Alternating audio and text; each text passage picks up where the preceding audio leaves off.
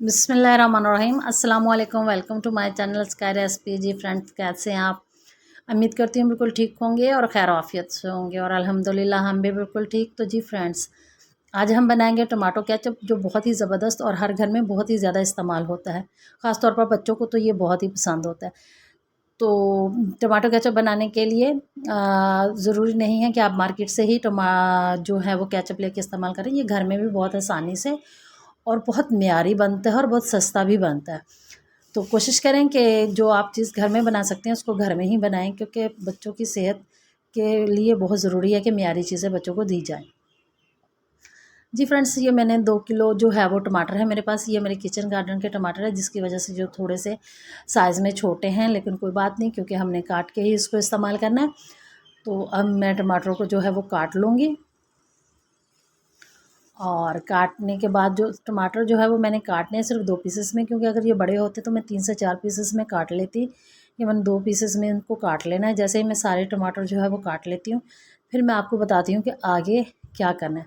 इस टाइम पे अगर मेरी वीडियो आपको अच्छी लग रही है तो आप मेरे चैनल को सब्सक्राइब करें, वीडियो को लाइक करना मत भूलिएगा, साथ में शेयर भी ज़रूर कीजिएगा। ये आपकी तरफ से बहुत ही बड़ा प्यार होता है और इनाम होता है। जी फ्रेंड्स, सारे जो टमाटर मैंने काट लिए हैं, वो मैंने चूल्हे पे रख दिए हैं। इसमें हमने कोई पानी कुछ शामिल नहीं किया। अभी सिर्फ हमने हल्की आंच पे जो है वो मैंने चूल्हे पे के ऊपर रख दिया। अब हम इसके अंदर जो है वो डालेंगे अदरक का 1 इंच का पीस था, जिसके को मैंने 3 पीसेस में डाला। और ये छोटे छोटे जो लहसुन के जवे हैं 8 से 10, ये इसके अंदर डाल दिए।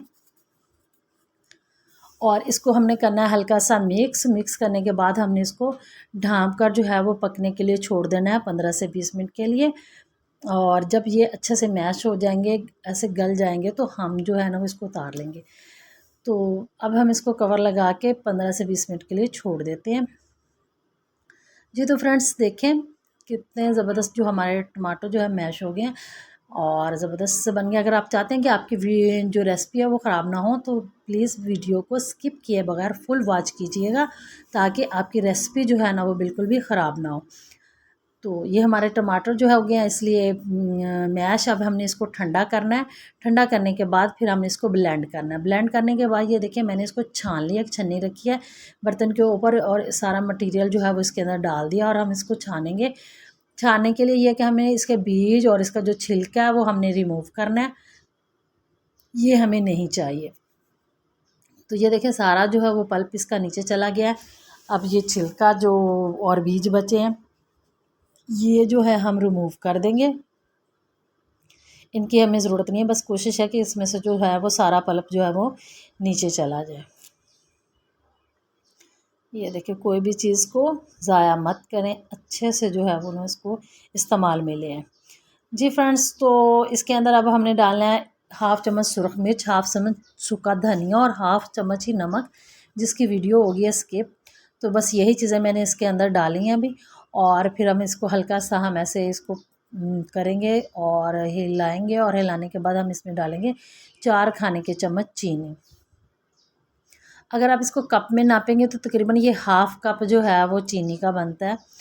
और ये मैंने थोड़ा सा स्पाइसेस बनाया है, क्योंकि इसमें हल्की सी मैंने सुरख मिर्च ज़्यादा इस्तेमाल किया। अगर चाहें तो सुरख मिर्च को बिल्कुल हल्का कर दें।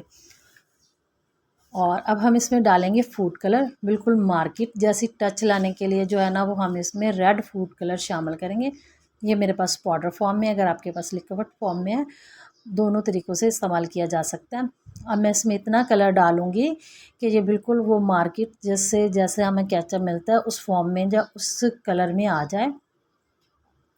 अभी भी मुझे कुछ ये कम लग रहा है, तो मैं इसके अंदर जो है ना वो थोड़ा सा जो है ना वो फूड कलर और शामिल करूँगी।